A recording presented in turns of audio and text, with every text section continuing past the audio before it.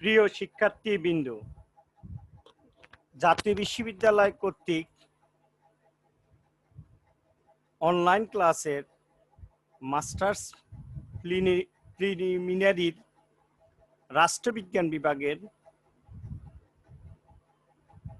Course code 411911 Bangladesh constitution and government বিষয়ের আজকের নবম ক্লাসে আমি তোমাদেরকে আবারও স্বাগতম। আজকের আমাদের লেকচারের কন্টেন্ট হচ্ছে দ্য কনস্টিটিউশনাল বডি, অর্থাৎ বাংলাদেশের যে সাংবিধানিক সংস্থা আছে এই সাংবিধানিক সংস্থাগুলো নিয়ে আজকে আমাদের আলোচনা। আজকের ক্লাস লেকচারে আমাদের কি আছে, দ্য ইলেকশন কমিশন, যেটাকে বাংলাদেশ ইলেকশন কমিশন বলে, দ্য বাংলাদেশ নির্বাচন commission, office of the attorney general and the controller and audit general CAG. মানে আজকে বাংলাদেশের সাংবিধানিক যেই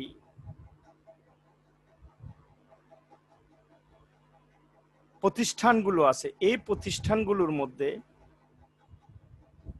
তিনটা প্রতিষ্ঠান নিয়ে আজকে আমরা আলোচনা করব। এদের নিয়োগ পদ্ধতি, গঠন, ক্ষমতা, কার্যাবলী এবং সংবিধানের সাথে অন্যান্য প্রতিষ্ঠানের সাথে এই প্রতিষ্ঠানের সম্পর্ক। এখানে একটা বিষয় তোমাদেরকে জেনে রাখতে হবে, সেটা হচ্ছে বাংলাদেশের মূল সংবিধান 1972 সাল থেকে এখন পর্যন্ত বাংলাদেশে যে 16তম সংশোধনী হয়েছে এ পর্যন্ত বাংলাদেশের সংবিধানে 4টা প্রতিষ্ঠানের কথা সরাসরি উল্লেখ আছে। এগুলো হচ্ছে ইসি, এজি, সিএজি, পিএসসি, এই 4টা প্রতিষ্ঠান। অর্থাৎ সিজি মানে ইসি বাংলাদেশ ইলেকশন কমিশন, আর অ্যাটর্নি জেনারেল, আর controller of the audit general এবং public service commission, Bangladesh public service commission বলে, বিপি সরকারি কর্ম কমিশন। এই 4টা প্রতিষ্ঠানের সরাসরি সংবিধানে উল্লেখ আছে এবং এই 4টা প্রতিষ্ঠানের মধ্যে আজকে আমরা 3টা প্রতিষ্ঠান নিয়ে আলোচনা করব। নেক্সট ক্লাসে আমরা অন্য পিএসসি এবং আরও সংবিধিবদ্ধ স্বায়ত্তশাসিত আইন দ্বারা প্রতিষ্ঠিত অন্যান্য প্রতিষ্ঠান নিয়ে আমরা 10ম ক্লাস আলোচনা করব। তা বরাবরের মতেই আমরা আজকের ক্লাসে, আমরা যেহেতু এটা প্রি ডিটারমাইন্ড ক্লাস, আমরা এই ক্লাসটা তৈরি করে তারপর লেকচার দিই। এই জন্য আমরা রেফারেন্স বা সিলেকশন বইয়ের নাম আগেও বলতে পারি, আবার পরে বললেও কোনো সমস্যা নেই। তো আমরা আজকের ক্লাসে দিলরা সৌদির কনস্টিটিউশন ডেভেলপমেন্ট ইন বাংলাদেশ এটা এবং বিশেষ করে বাংলাদেশের কনস্টিটিউশন সমূহ, আমার কাছে এখন 3-4টা কনস্টিটিউশন আছে, মূল সংবিধান আছে, তারপরে 6 সাল, দ্যাট মিনস 13শ সংশোধনী পর্যন্ত যে সংবিধান হয়েছে ওটা আছে, তারপরে 2011 সালের পর্যন্ত 15শ সংশোধনী পর্যন্ত যে সংবিধান আছে এখানে এটাও আছে। তো এই সংবিধানগুলো থাকার কারণ হচ্ছে বাংলাদেশের, যেটা আগে বলা হয়েছে, বাংলাদেশের সাংবিধানিক সংশোধনীর মাধ্যমে প্রতিষ্ঠান এবং আমরা যে বাংলাদেশের নির্বাহী বিভাগ, বিচার বিভাগ এবং আইন পরিষদ নিয়ে আলোচনা করি, এগুলোর মধ্যে এগুলা গঠন, কাঠামো এবং কার্যাবলীর মধ্যে অ্যাকাউন্টেবিলিটির ক্ষেত্রে কিছুটা পরিবর্তন আসছে। এই জন্য আমরা কনস্টিটিউশনগুলো ওইভাবে দেখতে। আর রনক জাহানের Bangladesh politics and problems and issue, আর আরেকটা উল্লেখযোগ্য বই এই কোর্সের মাহমুদুল ইসলামের কনস্টিটিউশন ল অফ বাংলাদেশ, এবং ওই যে আব্দুল হালিমের কনস্টিটিউশনাল ল অ্যান্ড পলিটিক্স, এবং বাংলাদেশের বাংলা বইগুলোর মধ্যে যেটা আমরা বরাবরই এখানে সাহায্য নিয়েছি প্রফেসর হারুনুর রশিদ স্যারের বাংলাদেশের রাজনীতি, সরকার ও শাসনতান্ত্রিক উন্নয়নের, তারপরে বাংলাদেশের স্বাধীনতা ও ন্যায় সন্ধানে কামাল হোসেন, এখানেও আমরা এটা আলোচনা করছি। আর অদুত ভূঁইয়া স্যার এবং মোজাম্মেল হক স্যারের সিভিক অ্যান্ড গুড গভর্নেন্স থেকেও লেটেস্ট কিছু ইনফরমেশন নেওয়া হয়েছে। এই যে বইগুলো, এই যে বাংলাদেশের মূল সংবিধান, এটা হচ্ছে বাংলাদেশের ত্রয়োদশ সংশোধনী পর্যন্ত এই সংবিধান আছে। আর এটা হচ্ছে মাহমুদুল ইসলামের ওই যে বাংলাদেশ কনস্টিটিউশনাল ল বইটি, তারপরে কনস্টিটিউশন ডেভেলপমেন্ট ইন বাংলাদেশ। আর এই যে বইগুলো, এগুলো তোমরা এগুলো থেকে সবকিছু এটা সরাসরি আছে, এই বইগুলোতে সরাসরি কনস্টিটিউশনে এই প্রতিষ্ঠানগুলোর ক্ষমতা ও কার্যাবলী সম্পর্কে আলোচিত আছে। আচ্ছা, এখন আমরা আজকের ক্লাস আলোচনার আগে আমরা একটু দেখব সাংবিধানিক যে প্রতিষ্ঠান, সাংবিধানিক প্রতিষ্ঠান কি। অর্থাৎ সাংবিধানিক প্রতিষ্ঠান হচ্ছে ওই সংগঠন বা ওই প্রতিষ্ঠান যেগুলা সংবিধান কর্তৃক বা সংবিধানের যাদের গঠন, ক্ষমতা, কার্যাবলী স্থান পেয়েছে। অর্থাৎ সাংবিধানিক প্রতিষ্ঠান সংবিধান এই প্রতিষ্ঠানগুলোর প্রতিষ্ঠার উৎসের মূল অর্থাৎ সাংবিধানিক যে দায়িত্ব, সাংবিধানিক প্রতিষ্ঠান এগুলো যে সংবিধানের আলোকে, সংবিধানের দ্বারা নির্ধারিত আইন প্রতিষ্ঠিত প্রতিষ্ঠানকে সাংবিধানিক প্রতিষ্ঠান বলে। বাংলাদেশের সাংবিধানিক প্রতিষ্ঠান সমূহ আমি আগে বলছি, যেমন বাংলাদেশের প্রাতিষ্ঠানিক প্রতিষ্ঠান সমূহ হচ্ছে বাংলাদেশ নির্বাচন কমিশন, বাংলাদেশ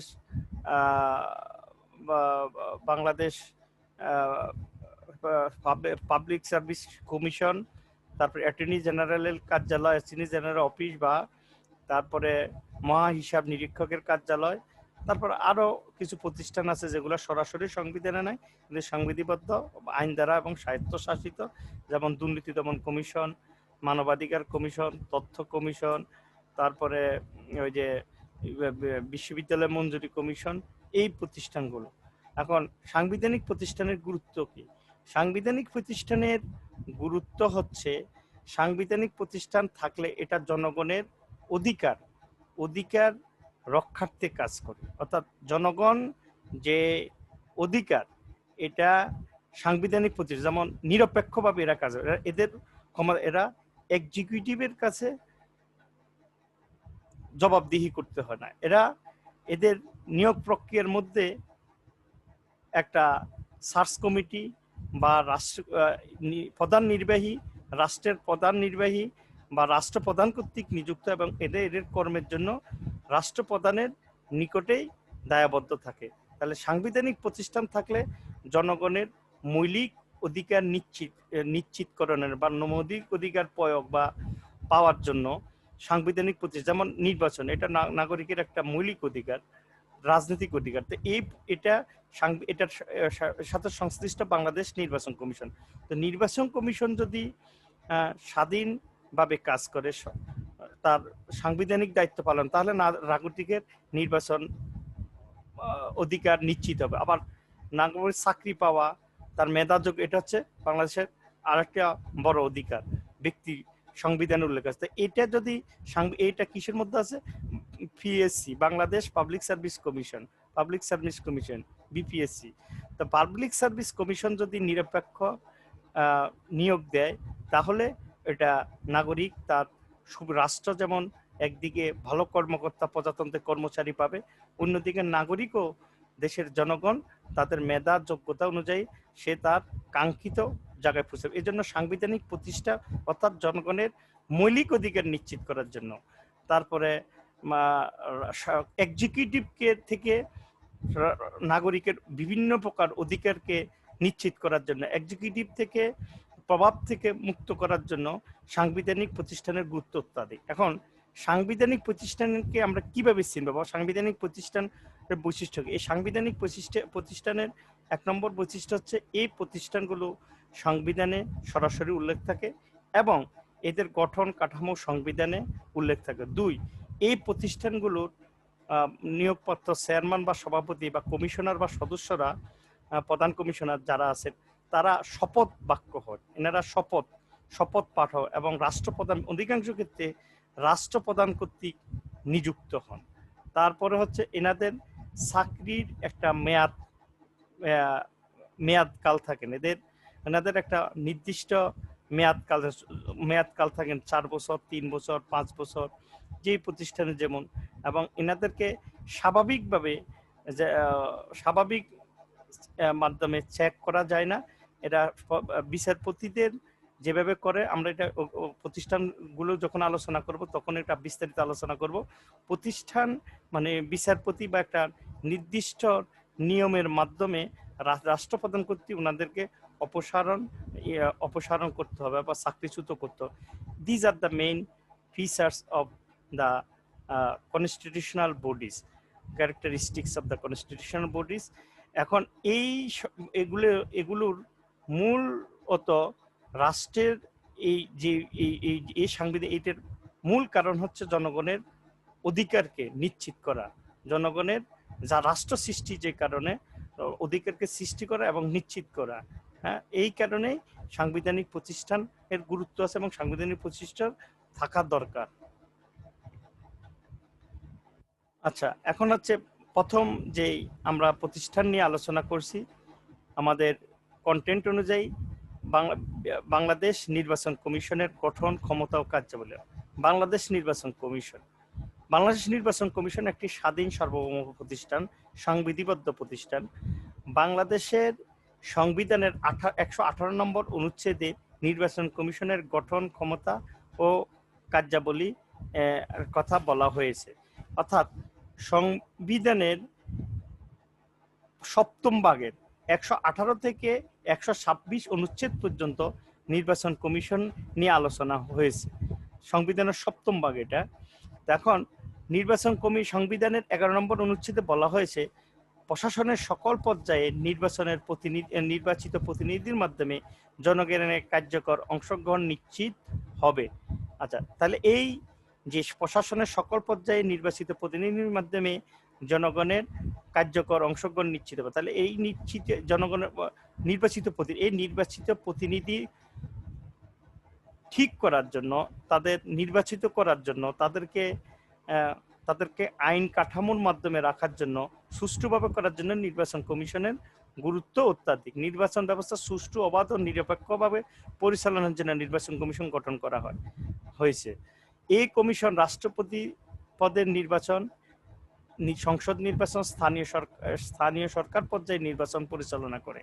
আচ্ছা, এখন এখানে শুধু নির্বাচন কমিশন রাষ্ট্রপতি নির্বাচন এবং সংসদ নির্বাচন বলতে একবারে সকল প্রধানমন্ত্রী নির্বাচনকেও বোঝায়, মন্ত্রী নির্বাচনও বোঝায়। কারণ হচ্ছে আমরা জানি প্রধানমন্ত্রী সংসদ হওয়ার সদস্য, প্রধানমন্ত্রী হওয়ার অন্যতম 2টা পূর্ব শর্ত হচ্ছে উনি হচ্ছে বাংলাদেশের সংসদের সদস্য হতে হবে এবং সংসদের সরকার গরিষ্ঠতা অর্জন করতে হবে। আর স্থানীয় সরকার আমরা এখন যেটা দেখতেছি, এই যে ইউনিয়ন পরিষদ থেকে শুরু করে সিটি কর্পোরেশন, উপজেলা নির্বাচন, পৌরসভা নির্বাচন, এই সকল নির্বাচনে এখন নির্বাচন কমিশন কর্তৃক পরিচালিত। আচ্ছা, এখানে একটা বিষয় দেখার বিষয় হচ্ছে, আগে কিন্তু নির্বাচন উপজেলা পর্যায়ে নির্বাচন কমিশনের অফিস উপজেলা পর্যায়ে ছিলেন না। এটা নির্বাচন কমিশনের অফিস এখন উপজেলা পর্যায়েও আছেন। এটা খুব সম্ভবত 2005 সাল থেকে, এবং জেলা পর্যায়েও আগে এটা এক্সিকিউটিভ বা একজন ম্যাজিস্ট্রেটের দায়িত্বে থাকতেন অনেক ক্ষেত্রে, যদি জেলা নির্বাচন কর্মকর্তা সরাসরি নিয়োগ হতো। তা না হয়ে এখন সরাসরি জেলা নির্বাচন প্রমোশনের মাধ্যমে পায় এবং উপজেলা লেভেলও কর্ম কমিশন কর্তৃক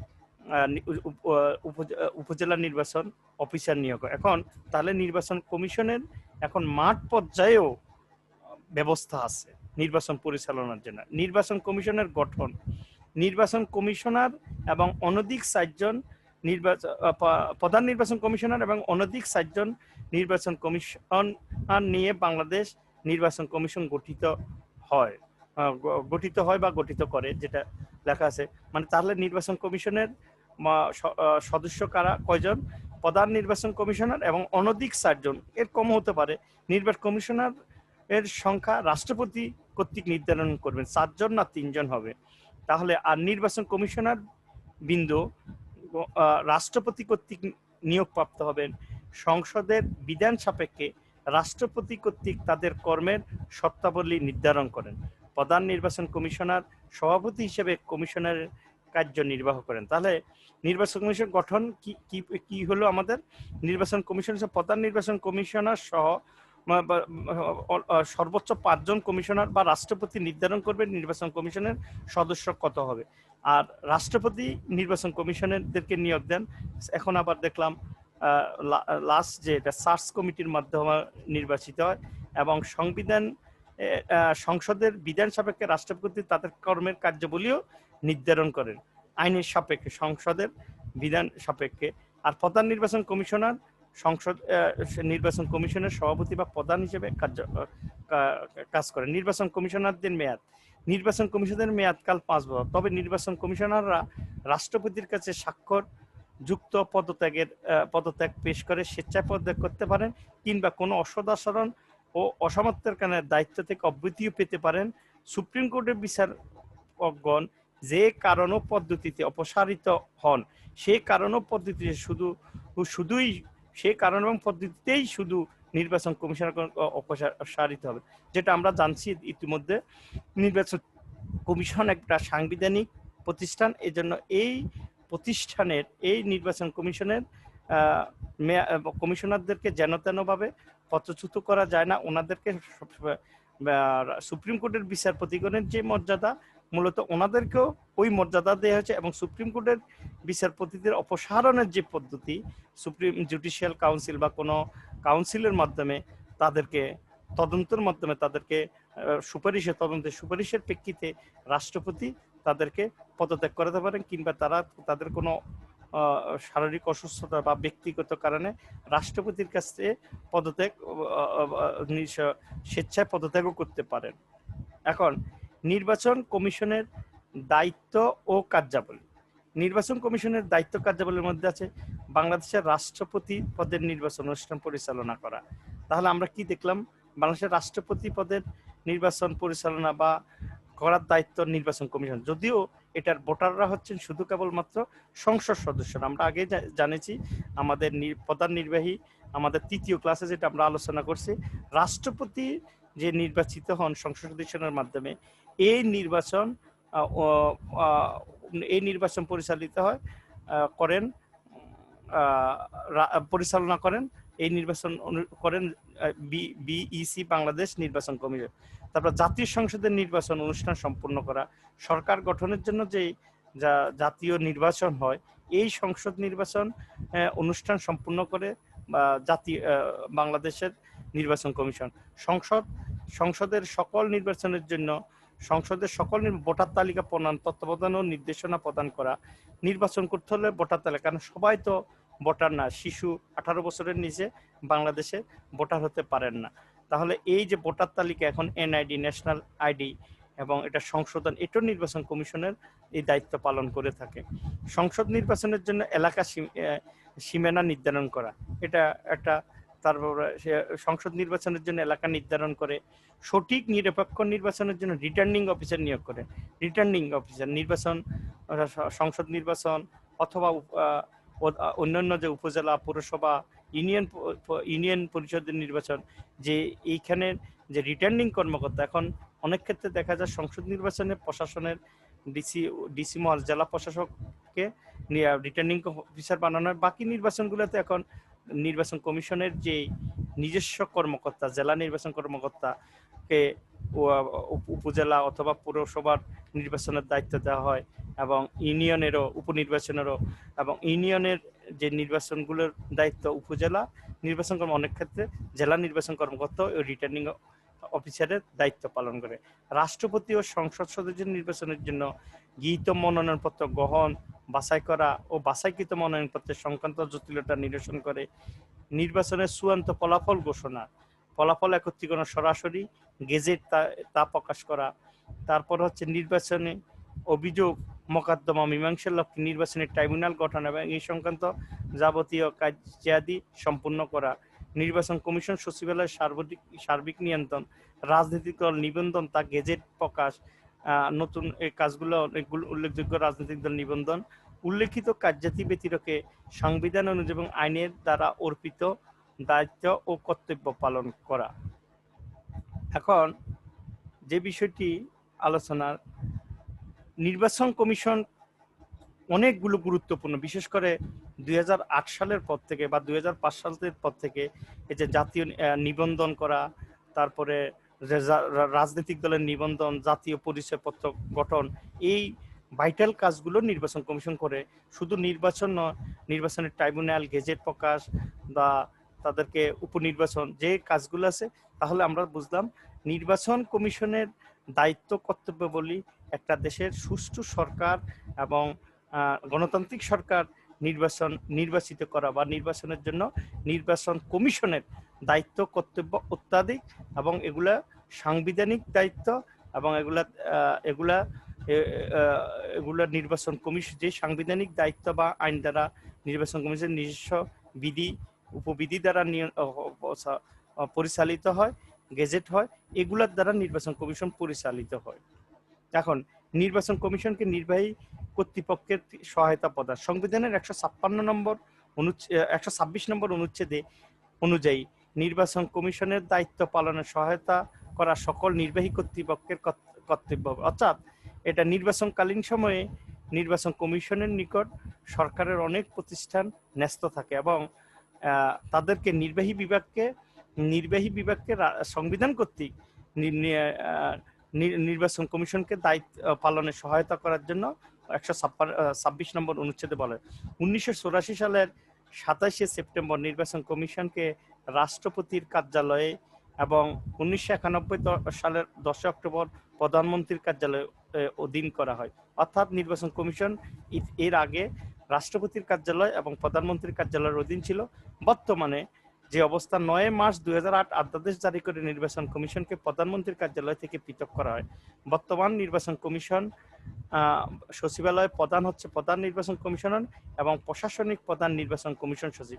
মানে এক্সিকিউটিভ থেকে একজন সচিব দেওয়া হয় মূলত এখনো, কিন্তু নির্বাচন কমিশন একটা স্বায়ত্তশাসিত সাংবিধানিক প্রতিষ্ঠান। নির্বাচনের প্রশাসনিক কমিশনের সচিবালয়ের প্রধান হচ্ছেন প্রধান নির্বাচন কমিশনার, এবং তাকে এবং তার কমিশনকে সাহায্য করার জন্য নির্বাহী বিভাগ থেকে বা মাঠ পর্যায়ে অফিসকে দেখভাল করার জন্য, মাঠ পর্যায়ে অফিসের রুলস বদলি বা যে সমস্ত পুরস্কার তিরস্কার তাদের কর্মের, এগুলো দেখার জন্য এক্সিকিউটিভ থেকেও একজন নির্বাচন কমিশন সচিব নিয়োগ হয়ে থাকে বা হচ্ছে।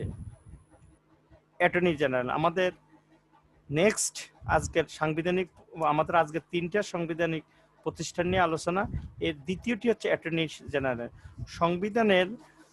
সংবিধানের 4th ভাগের 5ম পরিচ্ছেদে এজি অ্যাটর্নি জেনারেল সম্পর্কে 66 অনুচ্ছেদে অ্যাটর্নি জেনারেল সম্পর্কে বলা হয়েছে। নিয়োগ: সুপ্রিম কোর্টের বিচারপতি হওয়ার যোগ্যতা সম্পন্ন ব্যক্তিকে রাষ্ট্রপতি অ্যাটর্নি জেনারেল নিয়োগ করেন। মেয়াদ: এই কর্মের সত্ত্ব অ্যাটর্নি জেনারেল রাষ্ট্রপতি কর্তৃক প্রদত্ত সকল দায়িত্ব পালন করবেন। রাষ্ট্রপতি কর্তৃক প্রদত্ত, মানে এটা একটা সাংবিধানিক পোস্ট। রাষ্ট্রপতি এই অ্যাটর্নি জেনারেলের কর্ম নির্ধারণ করবেন বা সংবিধান বা আইনি যেটা আছে এটা উনি এনজয় করবেন। পদ থেকে রাষ্ট্রপতির কাছে লিখিত স্বাক্ষর যুক্ত পত্রে অ্যাটর্নি জেনারেল পদত্যাগ করবেন, অথবা প্রধান যে বিচারপতিদেরকে যেভাবে অপসারণ করা হয় ওইভাবে অপসারিত হবে। তারপর পদমর্যাদা: অ্যাটর্নি জেনারেল প্রধান সরকারি আইন কর্মকর্তা, এবং রাষ্ট্রপতি অ্যাটর্নি জেনারেলের কতদিন থাকবে এটা নির্ধারণ করবে। তাহলে পদমর্যাদা হচ্ছে অ্যাটর্নি জেনারেল রাষ্ট্রের প্রধান ও সরকারি আইন কর্মকর্তা, সুপ্রিম কোর্টের একজন বিচারপতির পদমর্যাদায় উনি এনজয় করেন। অ্যাটর্নি জেনারেল ক্ষমতা ও কার্যাবলী, যেটা রাষ্ট্রপতি কর্তৃক ন্যস্ত দায়িত্ব পালন করেন। অ্যাটর্নি জেনারেলের দায়িত্ব পালনের জন্য সকল আদালত তার বক্তব্য পেশ করতে পারেন। প্রজাতন্ত্রের পক্ষে আইনের জটিল প্রশ্ন মত প্রকাশ করেন। প্রজাতন্ত্রের পক্ষে আইনের জটিল প্রশ্নের মত প্রকাশ করেন, অর্থাৎ ব্যাখ্যা দিয়ে দেন। বাংলাদেশ সরকারের সরকারের আইন বিষয়ক উপদেষ্টা হিসেবে দায়িত্ব পালন করেন। এখন অ্যাটর্নি জেনারেল হচ্ছে সহজ কথা বলতে গেলে রাষ্ট্রের 1 নম্বর অ্যাডভোকেট। মানে তিনি রাষ্ট্রের পক্ষে বা রিটের যে জবাব, রাষ্ট্রের জনগণ বা সাধারণ জনগণ যে রিট করেন, এই রিটের সরকারি পক্ষের যে বড় মামলাগুলো অ্যাটর্নি জেনারেল নিজেই ফেস করেন। আর ওনার পক্ষে পিপি আরও ওনাকে সহায়তা করার জন্য যুগ্ম অ্যাটর্নি জেনারেল, সহকারী অ্যাটর্নি জেনারেল, অতিরিক্ত অ্যাটর্নি জেনারেল, আরও অনেকগুলো পদ আছেন, যেগুলো সংখ্যা রাষ্ট্রপতি অথবা রাষ্ট্রপতি কর্তৃকই হয়, অ্যাটর্নি জেনারেলেই ওগুলো নির্ধারণ করে থাকেন। তাহলে অ্যাটর্নি জেনারেল হচ্ছে রাষ্ট্রের প্রথম এবং প্রধান অ্যাডভোকেট, যিনি রাষ্ট্রের পক্ষে জনগণের বিভিন্ন জিজ্ঞাসিত বা আপিলকৃত বিষয়ের উত্তর দিয়ে থাকেন বা ব্যাখ্যা দিয়ে থাকেন বা রাষ্ট্রের পক্ষে কাজ করে থাকেন। তাহলে রাষ্ট্রের হাতকে শক্তিশালী করতে হলে রাষ্ট্রের অ্যাটর্নি জেনারেলও রাখা হয়েছে। শুধু এমন না জনগণ তাকে ডিপ্রাইভ হচ্ছে, সে আইন সে হচ্ছে, এটা হচ্ছে কিনা এটা রাষ্ট্র কর্তৃক জবাব দেওয়ার জন্য অ্যাটর্নি জেনারেল। তাহলে সেকেন্ড ব্যালেন্স হচ্ছে জনগণ, রাষ্ট্র এবং মানে শাসক শাসিত অথবা রাষ্ট্র এবং জনগণের মধ্যে যে সম্পর্ক বা তাদের যে ক্ষমতার যে বিভাজন বা তাদের যে অধিকারের যে সম্পর্ক, এটা নিশ্চিত করার জন্য অ্যাটর্নি জেনারেল এবং জনগণের সাথে কোর্টের সাথে যে সম্পর্ক, এটা অত্যন্ত গুরুত্বপূর্ণ। আচ্ছা, এখন হচ্ছে মহা হিসাব নিরীক্ষক ও নিয়ন্ত্রক নিয়োগ কর্মসূচি। তিনি রাষ্ট্রপতি কর্তৃক নিযুক্ত হবেন। সংবিধান এবং সংসদের বিধান সাপেক্ষে তার কর্মের শর্তাবলী রাষ্ট্রপতি কর্তৃক নির্ধারিত হবে। কর্মের মেয়াদ ও পদচ্যুতি, দায়িত্ব গ্রহণের তারিখ হতে 5 বছর অথবা তার বয়স 65 বছর পর্যন্ত ক্ষমতা অধিষ্ঠিত থাকেন। মানে যেটা আগে হয়, উনি হয় ওনার যদি 65 বছর হয়ে যায়, 65 বছর আগ পর্যন্ত উনি মহা হিসাব নিরীক্ষক ও নিয়ন্ত্রক থাকতে পারবে, অথবা উনি তার অথবা যদি 65 কম 5 বছর পর্যন্ত তিনি ওই পদে অধিষ্ঠিত হতে থাকবেন। সিএজি উনি এটা সংবিধানের 8ম ভাগে 127 থেকে 132 নম্বর অনুচ্ছেদে মহা হিসাব নিরীক্ষক ও নিয়ন্ত্রকের ক্ষমতা, কার্যাবলী এবং তার সম্পর্কে বলা হয়েছে। সংবিধিবদ্ধ এটা একটা বড় প্রতিষ্ঠান। দায়িত্ব গ্রহণের তারিখে এটা বলা হয়েছে, তার পদমর্যাদা সুপ্রিম কোর্টের বিচারপতির নেই, প্রমাণিত অযোগ্যতা ও অসমর্থের কারণে তিনি পদচ্যুত হতে পারেন। ওই যে সুপ্রিম কোর্টের বিচারপতি পদমর্যাদা যেমনি সুপ্রিম কোর্টের বিচারপতির নেই বা এবং শপথ আছে, তেমনি এটার তার অযোগ্যতা বা রাষ্ট্রের কোনো বড় ধরনের তার ক্ষতি হলে বা রাষ্ট্রের বিপক্ষে গেলে তার কর্ম দ্বারা, যেটা সুপ্রিম কোর্টের বিচারপতিগণ যেভাবে পদচ্যুত হন, ওইভাবে মহা হিসাব নিরীক্ষক ও নিয়ন্ত্রককেও করা যায়। রাষ্ট্রপতির কাছে লিখিত কিংবা রাষ্ট্রপতির কাছে লিখিত সাক্ষ্যযুক্ত পত্রে তিনি পদত্যাগ করতে পারেন। সাংবিধানিক পদ, এই জন্য রাষ্ট্রপতির নিকটে তার দায়বদ্ধতা বেশি, রাষ্ট্রের প্রধান নির্বাহীর নিকট। আচ্ছা, এখন আছে মহা হিসাব নিরীক্ষক ও নিয়ন্ত্রকের দায়িত্ব। মানে এই কার্যালয়, এই অফিস কি কাজ করে? প্রজাতন্ত্রের সকল হিসাব ও সকল আদালত, প্রজাতন্ত্রের সকল হিসাব ও সকল আদালত, সরকারি কর্তৃপক্ষ, কর্মচারী সরকারি হিসাব নিরীক্ষা করবেন, এরূপ হিসাব সম্পর্কে রিপোর্ট দিবেন। অর্থাৎ সরকারের যে অফিসগুলো আছে, এই অফিসগুলোর কর্মকর্তা কর্মচারীদের হিসাব, যে পাবলিক মানির, যে পাবলিক এক্সপেন্ডিচারের, যে সরকারি সম্পদের যে সরকারি ব্যয় হয়, এটা নিরীক্ষণ করা মহা হিসাব নিরীক্ষক এর অফিসের অন্যতম প্রধান দায়িত্ব। প্রজাতন্ত্রের কার্যে নিযুক্ত কোনো ব্যক্তির নথি, বই, রসিদ, দলিল, নগদ অর্থ, স্টাম্প, জামিন বা সম্পত্তির পরীক্ষা করবেন, এইরূপ হিসাব সম্পর্কে রিপোর্ট দিবেন। আচ্ছা, এটা হচ্ছে জাতীয় সংসদের আইন দ্বারা প্রতিষ্ঠিত যে কোনো যৌথ সংস্থার হিসাব তিনি নিরীক্ষা করবেন এবং অনুরূপ হিসাব সম্পর্কে রিপোর্ট দিবেন।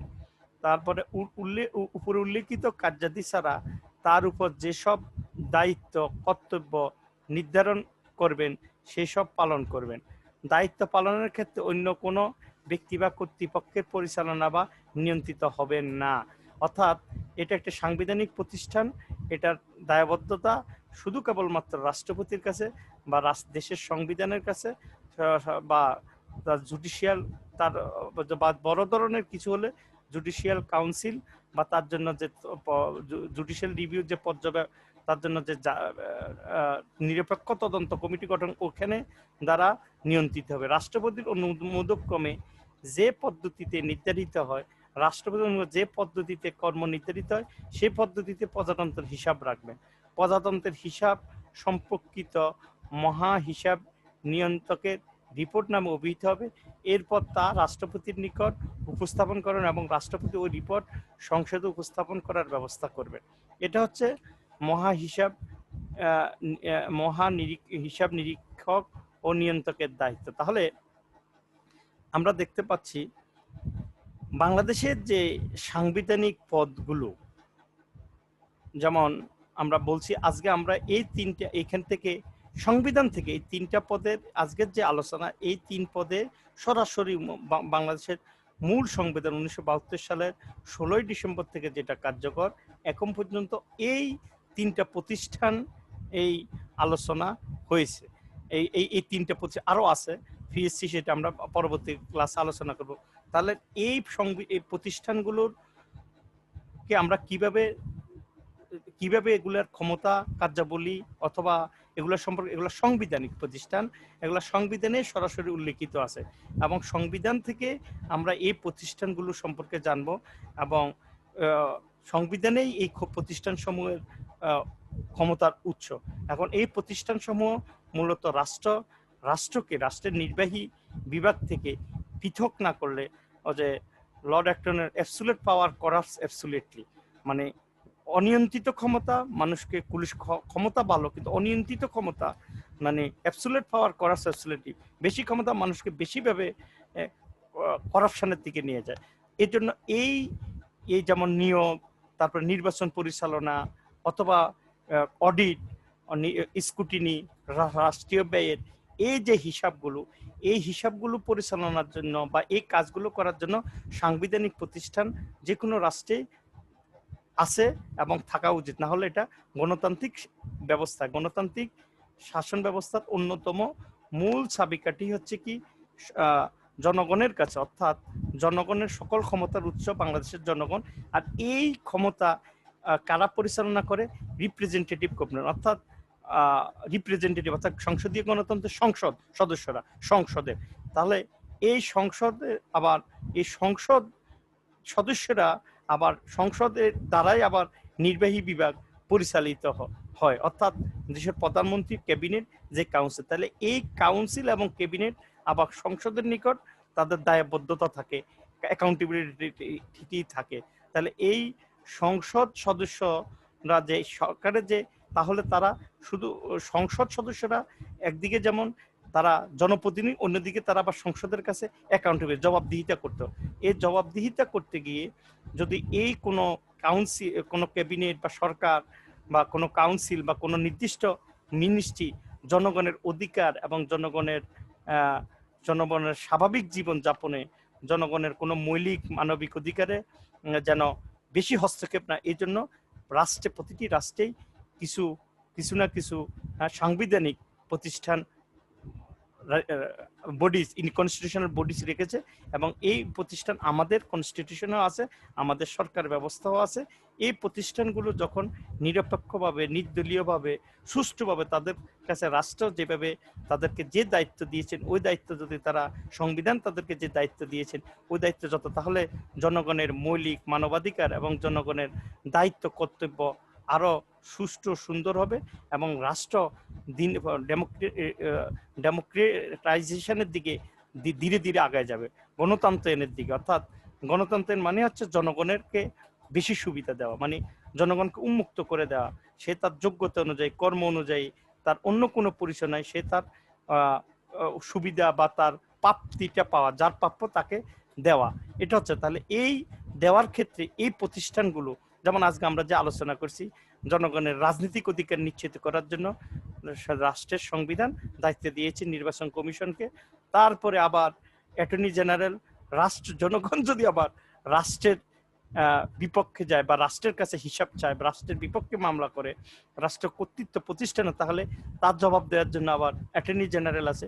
আবার রাষ্ট্রের যে জনগণের যে টাকা, জনগণের যে ট্যাক্স দেওয়া, পাবলিক যে মানি, এটা এক্সপেন্ডিচার, এটা খরচ করার জন্য এটা সুষ্ঠুভাবে হচ্ছে কিনা, এটা ঠিক হচ্ছে কিনা, এটাকে অ্যাকাউন্টেবল করার জন্য মহা হিসাব নিরীক্ষক ও নিয়ন্ত্রকেরও দায়িত্ব রয়েছে। তাহলে আজকের ক্লাসটা আমাদের আসলে খুব সুন্দর একটা টপিকস কন্টেন্ট।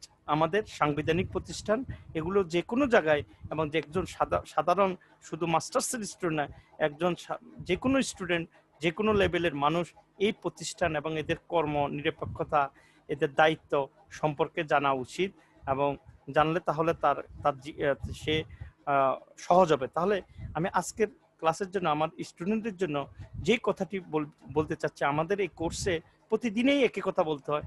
এই কোর্সের জন্য আসলে সংবিধান হচ্ছে আমাদের এই কোর্সের মূল বই, এবং যে যত বেশি এই কোর্সের জন্য, যেমন আজকের আমাদের যে আলোচনা করছে একবারে সরাসরি সংবিধান থেকে, সংবিধানের ৬৪ অনুচ্ছেদে অ্যাটর্নি জেনারেল অর্থাৎ অর্থাৎ চতুর্থ ভাগের পঞ্চম পরিচ্ছেদের ৬৪ অনুচ্ছেদ, তারপরে পঞ্চম ভাগের ১১৮ থেকে ১৫৬, সপ্তম ভাগের ১১৮ থেকে ১৫৬ অনুচ্ছেদ নির্বাচন কমিশন, অষ্টম ভাগের ১২৭ থেকে ১৩২ অনুচ্ছেদ পর্যন্ত মহাহিসাব নিয়ন্ত্রক, নিয়ন্ত্রক ও মহাহিসাব হিসাব নিয়ন্ত্রক ও নিরীক্ষক ও নিয়ন্ত্রক, এই এই এই তিনটা বিষয় আলোচনা আছে।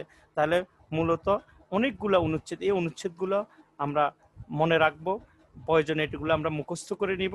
তাহলে আমরা যে কোনো জায়গায়, আমরা যে কোনো যখন আমাদের প্রয়োজন হবে, এবং তখন আমরা সেই বিষয়ে সচেতন হতে পারবো, বলতে পারবো, লিখতে পারবো। এখন পরীক্ষা ভালো করার জন্য, ভালো নাম্বার পাওয়ার জন্য, আর এখন যেহেতু সংক্ষিপ্ত প্রশ্ন আসে, সংবিধানের এরকমও প্রশ্ন আসতে পারে অ্যাটর্নি জেনারেল ক্ষমতা সম্পর্কে বা গঠন সম্পর্কে, কোন সংবিধান কোন অনুচ্ছেদ, তাহলে ৬৪ নম্বর অনুচ্ছেদ, তারপর নির্বাচন কমিশন ১১৮ নম্বর অনুচ্ছেদ, কত থেকে কত অনুচ্ছেদ, ১১৮ থেকে ১২৬, কোন ভাগে, ভাগটা সপ্তম ভাগ। তাহলে এইভাবে আমরা খুঁটিনাটি যে বিষয়গুলো, এই বিষয়গুলো মূলত আমরা সংবিধান থেকে জানবো। আর আনুষঙ্গিক যে সহায়তা, এটার জন্য আমরা মূলত ওই যে আমাদের যে বই, যে কয়টা বই আমরা দেখেছি, এগুলোর মধ্যে এগুলো হবে। বিশেষ করে ইংরেজি বই যদি কেউ ফলো করে, তাহলে মাহমুদুল হাসানের ওই যে বাংলাদেশ কনস্টিটিউশনাল ল, এই বইটা ভালো। তারপরে ইয়েতে যে আব্দুল হাকিমের কনস্টিটিউশনাল ল বাংলাদেশ পার্সপেক্টিভ, এই বইটা থেকেও অনেক কিছু জানা যাবে। এবং বাংলা বই ওদুদ ভূঁইয়া স্যার এবং আমাদের মোজাম্মেল হক স্যার, আমরা নিজেরও ওইটা, আমি এই বই পড়েছি, এবং আর হারুন স্যারের ওই বইটা, ওটা, তাহলে এই আমরা অনেক বেশি জানতে পারবো, অনেক শিখবো। তাহলে আজকের ক্লাসে আমরা বাংলাদেশের সংবিধানে উল্লেখিত ৩টি প্রতিষ্ঠান, বাংলাদেশ নির্বাচন কমিশন, অ্যাটর্নি জেনারেল, মহা হিসাব নিরীক্ষক ও নিয়ন্ত্রক নিয়ে আলোচনা করেছি। আশা করি তোমরা এই ক্লাসটা ভালোভাবে সুন্দরভাবে পড়লে, শুনলে, দেখলে, এবং বইয়ের সাথে মিলিয়ে নিলে, সংবিধানের সাথে মিলিয়ে নিলে তোমরা এটা সম্পর্কে ভালো, তোমরা ক্লিয়ার কনসেপ্ট হয়ে যাবে এবং পরীক্ষা ভালো করতে পারবে, এই আশা ব্যক্ত করে আমাদের পরবর্তী ক্লাসে আমি তোমাদেরকে আবারও স্বাগতম। তোমাদের সকলকে ধন্যবাদ।